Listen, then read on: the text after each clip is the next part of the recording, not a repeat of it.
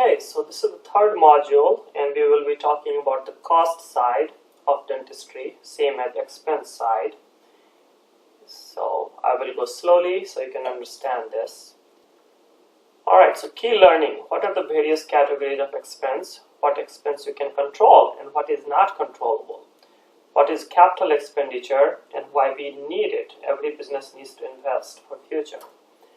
So again, expense side, what we are always looking for, if we leave the income the same and we just work on this alone, bring it down, the profit will just go up. So you do nothing on the income side, just work on the expense side, you can still have impact on the profit. So you will see a lot of big companies always do cost cutting, and it is ultimately to improve their profit so they can pay bigger dividends to their shareholders and the stock price will ultimately go up. However, cutting expense and not improving income will not work for long term. Again, not expenses are the same, as we will find out here. There are four main categories. You have fixed expense, direct overhead, indirect overhead, and the capital expenditure. This one is optional. You don't have to invest in capital expenditure all the time. This one, it is part of your operating business. Every day you are investing in these things. I mean, you are spending these items. So let's look at the bare bone profit and loss statement. You can do this for your home. What are the income from all the sources you can get? In the earlier module, we talked about 3 sources of income. So that goes here. What is the money hitting the bank? Then you got expense. What is the fixed expense? Direct overhead, indirect overhead. So that is all of your expenses. You add all of these, that you get that. Now the profit is very simple. Income minus all expense. So this minus this. So these two gives you the profit here. Now this is where it gets interesting. All this profit, first you have to pay the tax on the profit. So this is the government's share. And then if you have any money left, you got to decide, are you going to invest in the capital, buying new equipment or not, or do some other things. So this is the typical breakup of profit and loss statement and capital expenditure item on that. So what is the fixed expense? You have to look at the cost which you will incur whether business is open or closed in the morning or the night. So this is same as if you look at your home, your mortgage, you always have to pay real estate tax, you have to pay, there is nothing you can do about it. The phone bill is all fixed. So what are the fixed items? Utility, all that. Eating it out is optional, so that is not fixed expense. The car payment is fixed. You have to make the monthly payment for your car. But gas is not fixed. How much you drive, that will change. So fixed is a little bit tricky, but simplest way to remember that it's always running. Its clock is always ticking on this. So for our business or a dental business, these are the lot of items which are fixed and they add up. It's a lot of money. You look at the rent, the personal property tax, business insurance. The big for us will be loan payment for the practice loan. When we bought the practice, we took the loan, or all the equipment loans we have. Then you have some, equipment rental fee, healthcare, workers' comp. So these are big ticket items in the red. Rest one, I said these are smaller items, not that big a deal. All right. So again, these are big ticket items. Extremely hard to reduce cost here. It's very, very hard, and it can be done. So yes, you can go and refinance your loans and maybe get a better interest rate or longer amortization period, so that will reduce your loan payment. You can negotiate some of the rentals, but it is very hard. Once a year you will look at that, or maybe once every 2 or 3 years, but you cannot do much.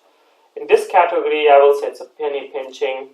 You look at them and periodically, but there's not much you can do here. So fixed costs are fixed, so that's what they are. So one of the big takeaway here, loan payment of any kind has a big impact on business and its long-term strategic goal. No Nobody wants to take the loan, but that is the part of life. Low debt is always better than highly leveraged practices. So what is direct overhead expense? I will define this as cost which is strictly related to delivering patient care. So every cost related to seeing the patient. Very simple. Doctor's compensation. And if you have owner doctor who is also working in the practice, that doctor must be paid here, or basically you add her compensation in this part of this expense.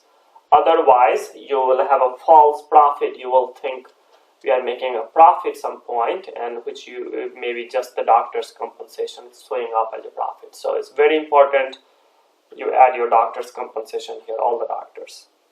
Hygiene department, assistant department, all the payroll taxes and benefits for all the other people.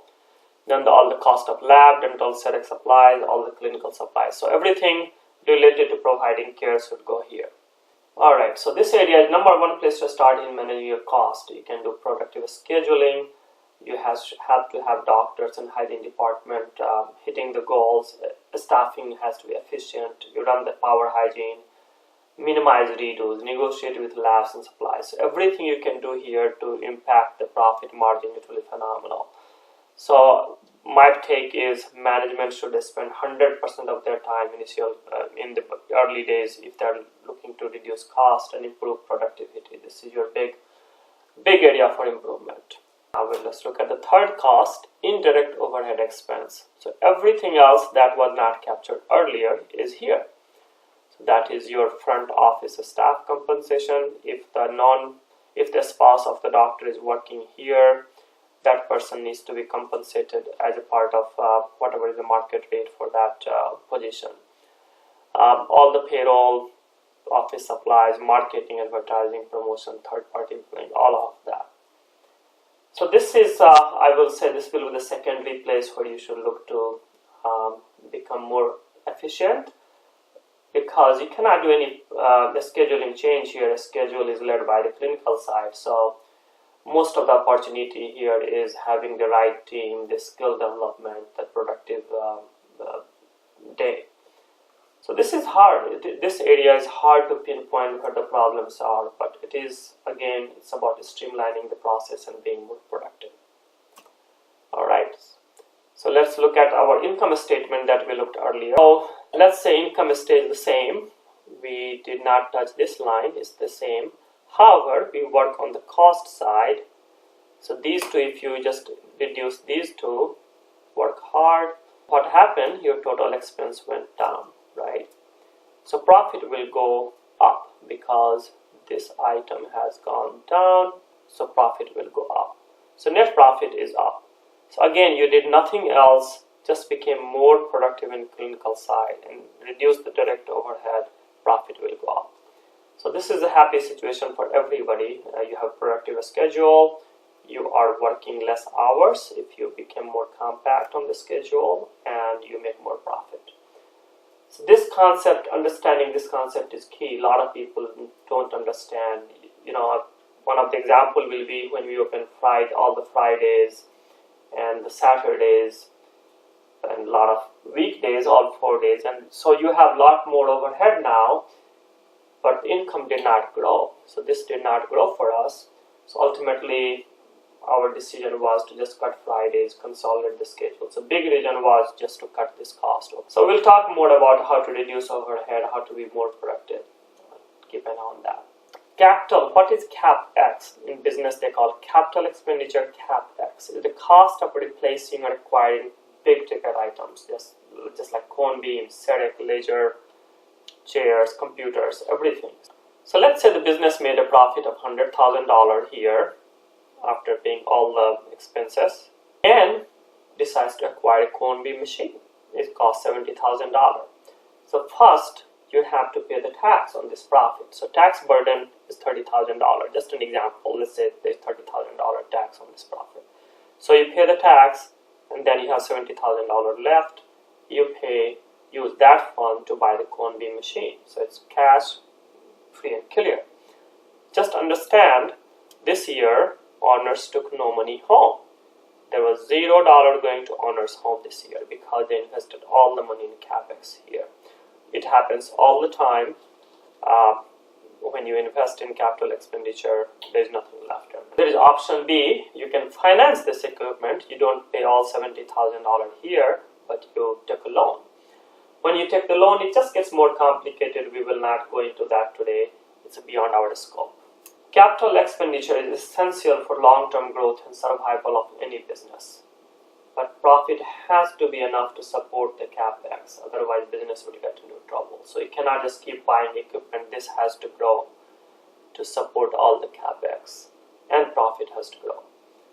So when we talked in the module 1 about low profit and no growth business, this is why they run into trouble, because they don't have enough profit to invest in capital expenditure. That's one big reason they fail, because they cannot invest in the new technology, the new plants, the new store layout, all those things. So hope that makes sense. Capital expenditure, remember that. There is a final takeaways. A dental practice must maximize income from all sources, as we talked earlier. Be careful with commitment to fixed expense. Fixed expense is hard to control. So make sure you just keep a tight lid on that. Everything in its power to lower direct overhead. What we talked earlier, the clinical side, productivity gains, and then generate a lot of profit to pay for capital expenditure, taxes, all the benefits, and a lot of activities, and still have some money left for the owners. Otherwise, there is no fun in the business for them.